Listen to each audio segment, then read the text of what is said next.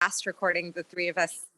So, oh, she has gone through them? Oh, good, good. Yeah, and so she has started to kind of wrap her head around, and I'm not sure, Pat, I believe she said she'd scheduled a meeting with you just a couple of weeks out. I told her that, you know, we needed to align first, the three of us, but so I think, anyway, so.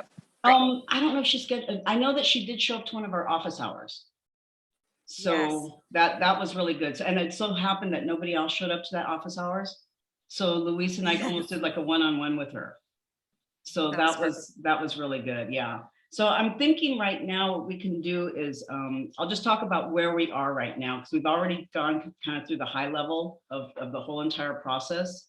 And since we did the launch on June 1st, that's when everybody's self-assessments, you know, we were supposed to start the self-assessments. The self-assessments were due on the 22nd of June. So everybody should have been completed, or at least the majority of folks should be completed. And Luis has made, Luis is great. I mean, I'm telling you, he made this little statistics sheet for me, which is also like a Google sheet. And it shows, if I can go check on it every day that it updates, it shows who has completed how many, what percent of self-assessments are completed and which divisions. So we know which divisions are kind of falling behind. We know which divisions are really, you know, on it. And what I try to do too is I send that out periodically just to kind of get people moving. And that's something that you do have to do. You constantly have to kind of be out there. People forget about it. They think it's going on autopilot, but it's really not. Because the next phase now is supervisors should be having their drafts completed. And so during this time frame, once the supervisors get their drafts and all the preliminary ratings start to go in, this is the point where I'm going to start having to go back into the tracking spreadsheets. So the process is kind of going along. In the background though, Luis and I, there's a bunch of questions that will start happening, especially right now we have a lot of new people. So some of these questions, I'm trying to get them if I have a minute to go into the website and add it into the FAQs. Lately, I haven't had that time, so it's just been a little hectic. But what it is just, again, we have as much detail as we can, but we don't have every single bit of detail. So things like, you know, my supervisor, one of the supervisors made a rating and now they want to change it and they can't. It's part of the setup. So I go and I do screenshots and I send them. So Luis and I kind of back and forth take turns. You know, he'll tell me, hey, Pat, I'll take Debbie, or I'll take so-and-so, you know, can you handle the other one? So him and I do that. We just kind of triage back in the background to help people moving the process along. Yes. Just a clarifying question on that. So is it that they can't change the rating because there's been a deadline, or it's programmed a particular way, or it's a bug, or it's set up? It's set up. That's the way it's set up that way. Got it. When they do the setup, if a box is checked and they don't uncheck it, that's what happens. And it shouldn't be checked. And actually all of this is in the website, but there's a lot of steps and a lot of new people. So sometimes I have to go back and reiterate and show them again, this box should not be checked. So that's one of the things. So a lot of the things is I would say 9 times out of 10, it's really part of the process because the process is so manual that they maybe didn't look at the website or they still can't figure it out. So we kind of help them along the way. Every so often though, you do get something bizarre. And where I think like Mark asked for some reason, there was something that was stuck. The way that the whole dashboard was showing was not showing correctly. So Luis went in there and he told me, he goes, wow, because I never saw that before. He was able to fix it. And, you know, we moved on. So we're kind of like the almost sort of like your tickets, you know, if you have an issue with it, it's PMP-support. So that's one area. Aditi, if you're ready to start, you know, what I do is I have a label email special folder that they just shoot automatically in there. And that's why I tell people to please use that, because I actually check that all the time.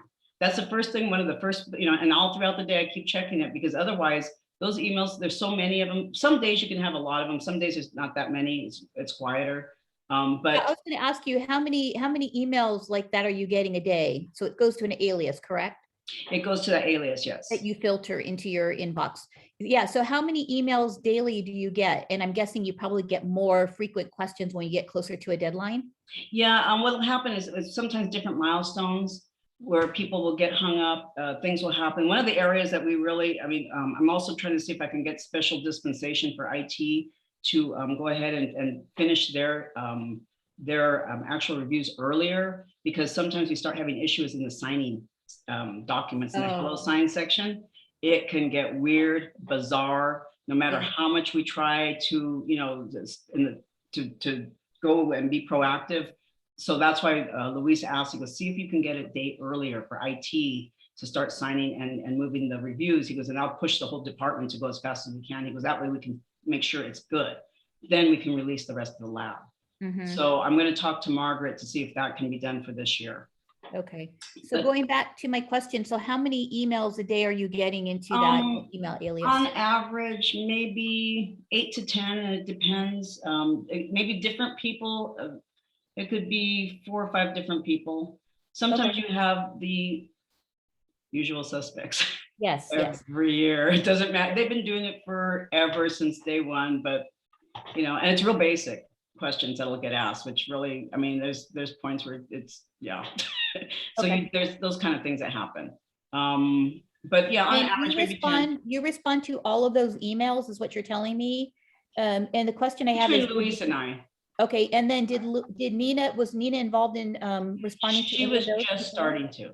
She was starting to, Yeah. okay, okay. Because the thing is, it took all year to train her to get to the point where she could start to respond, because we had to train her to show her how the process worked and so forth. Right. So she was just starting to respond to things that were, if it was basic enough, and again, we had enough new people that there was quite a few that she could actually pick up. Okay. So from there, him and I work on that usually all day long, back and forth. Then, like I said, the next step after the preliminary reviews will start going in, because of the supervisor drafts are being done. From there, I'll start working on the tracking sheets. And these are the kind of things that I don't have this documented, but what I can do is, like, I'll go into one, and I think what I'll do is I'll record myself doing it. I'll do it on Zoom, share my own screen, and make my own recording. So that way, I was thinking about some of those processes that I do like that. I can make a recording of it with me doing it and talking through it. So, but yeah, let me see. I can share my screen actually right now, because this is the area. Oh, I think you were just about to say what I was going to ask, maybe. Oh, but go ahead. is this also a place where Nina would support, or you would want Amanda's support with the tracking sheets? This is, let me get out of here. This is all my other world.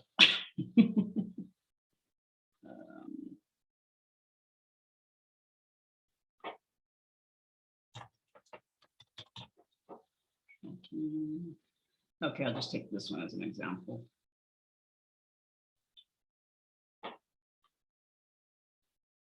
So I think I've given you both access to all the tracking sheets also.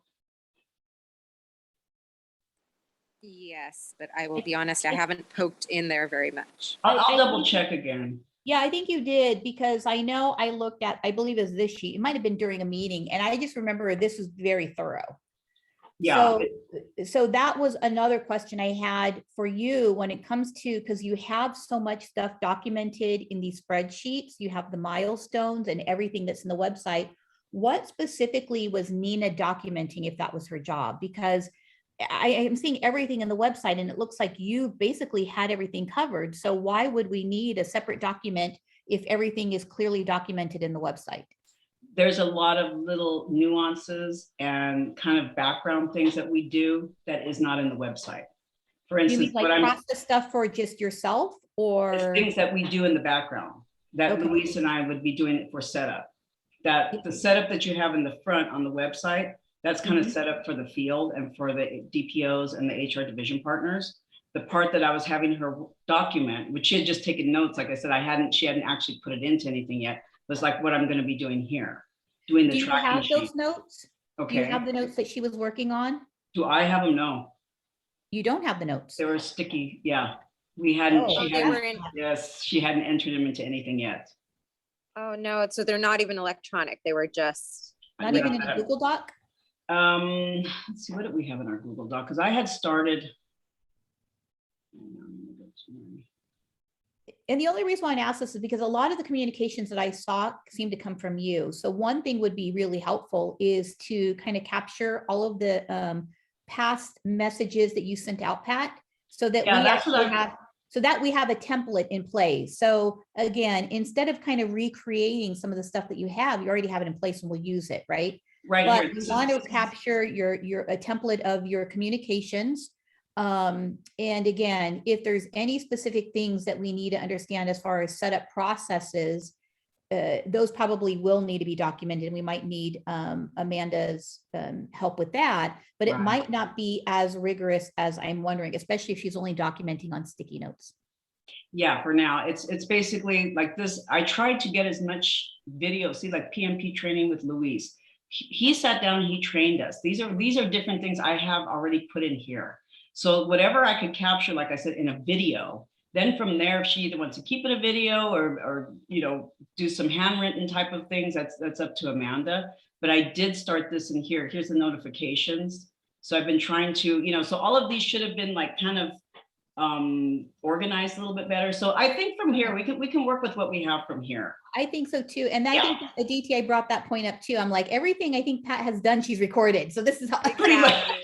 See, so and it's all like, okay, this is good because again, we may not need the documentation if we already have the recording. So why, you know, Exactly. why document, why recreate something that's already there in a recording? Here's some of the stuff. Yeah. It looks like she had started some of it right now. Here's how to add a DPO. Oh, great. Yeah, Okay. because I almost imagine, or what I'm hearing is, what we need is, if one of us were not to be able to, like, if Amanda, who knows the process after she learns it, has to be out for whatever reason, that someone actually knows what to do on the back end that isn't on the front end, right? So Right. that's as much documentation as we need. It doesn't have to be super, super detailed. Right. And Is that's that what I'm right? thinking with, because there's certain, like I said, with setups and stuff. I'll see how much that I already have as far as recorded. This one in particular, I'm showing you right now, which is going to be one of the next stages. I can get in here and work on it and talk through it and record it myself and turn it basically into a training, and I'll shove it into that folder. So that way, Amanda, this is the one thing that I did needed to help with. For instance, like we have this LOA here. One of them was to check on the LOAs to make sure that they're still showing initialized. They have an expected return. There's a tab here. They should be listing this person here on the tab, which they have, which is good. Same person. So the other thing too here, which I haven't done yet, is I have to update. These are pivot tables, as you see here. I need to get those up and running. So what I'm going to do is I'm going to work it. I'll work one. I'll show her how to get it done. I'll record it. And then that way she can, and then we can work together and walk through it. And then from there, she can help me with it because there's 37 of these, you know, tracking sheets. So those are the two things I think now is going to be the biggest thing to help me with is the LOA tabs and really get the tracking sheets up and running. So that's something that she can kind of be in the background. She doesn't really have to answer the questions, but I don't know if you guys want to be involved in that PMP-support website to kind of get a feel for what kind of questions are popping through, because they only go to me and Luis, these questions. I think it would be helpful, Rachel. I don't know what you think. It might also be helpful for Amanda to see it as long as the expectation Right. when And we're there's an answering the explicit questions. expectation that you respond. Yeah. Yeah. Yeah, that was going to be my recommendation too. Rather than just doing it on your own and recording it, have Amanda there and kind of walk her through like you are teaching her. And then Okay. that way, if she does have any questions that She'll be on the recording. that's getting captured Oh. too, but she's also seeing it. And then once she goes through it again, then it will actually probably make more sense. No, that's true. That does make sense. Okay, so what I gotta do, because every time I do it, I always have to play with it first to refigure it out. And then I get, it's like, oh yeah, that's how I do it. Then I'll invite her. Okay. Okay, meeting, Of course, before any meeting, you need some prep time. So of course. For tracking, okay. Yeah, because what would be really good too, I just thought about too, is if we do add her to the PMP support, is that she can make a folder, again, have all those emails shoot into that folder. We're answering questions. So as people are asking us questions, we're giving the answers. So it can almost be like a little repository of questions and answers for herself as the process is actually happening. So in case we do miss anything, I'm just thinking about that because a lot of times I go back in there and I have all the stuff from even last year and previous years that Luis and I worked on. So, and again, it's usually one-on-one with just one person having some kind of an issue. So are you guys okay with adding her, or Aditi, would you like to also be added on that? I would. Yeah, Okay. let's add both of us. And yeah, I think, and I'll just tell Amanda specifically that she's not expected to respond yet, but it's for educational so she can get a sense of the inquiries coming through and your Right. response, right? Yeah, Yeah. yeah. And also repository of answers. Because she might even take a look through that, and some of those things could go on the website that I just haven't had a chance to, get to the website. And again, I've been trying to put as much as I can in there. And there's these little nuances that sometimes get missed. And it's like, oh, shoot, we should add that to the website. So, and that's where we're at right now, because that's the next milestone. Once the run-up reviews and everything happen, we'll go into that calibration mode. And right before calibration, everything, we call it lockdown. So basically, we don't want anybody touching anything, changing any ratings, because that's when I produce all of those reports, that pivot table I showed you. They'll eventually produce a report, and it will give you your ratings distribution. So how many, what percent and plus how many you have in each bucket. Those all go then to the directorate. Margaret, they talked with Dr. Witherall, I guess Carol Burns now, the new horse, and also with Mike. So Michael, I'm sorry. So then from there, I usually get the approval. Once I get the approval, then I give the announcement that, to all the supervisors go ahead and start the conversations. We can release the reviews. And then we have the deadline to have that completed by the 1st, right before the Labor Day weekend. So those would be the next milestones happening. So Yeah. far, so good. Great. You And guys I have did, any- yeah, Amanda has good, she has good skills with Excel and Oh, pivot good, table. good, yeah. And as and again, it took me a bit to get used to the Google world. I got more immersed in it than I ever thought I would, but then again, there's a lot of really good pluses to it. So Luis is a really great guy to work with. He is so patient, that man. I mean, he is like a saint. I'm not kidding you. There's things that we've gone through some crazy stuff, but we managed to get through it. And again, so we're trying to be proactive in anything that we can. And I know for sure there's going to be one more year of this, right? At minimal. So, and hopefully it's the last one. So anything else, you guys? I'm going to go ahead and stop the recording.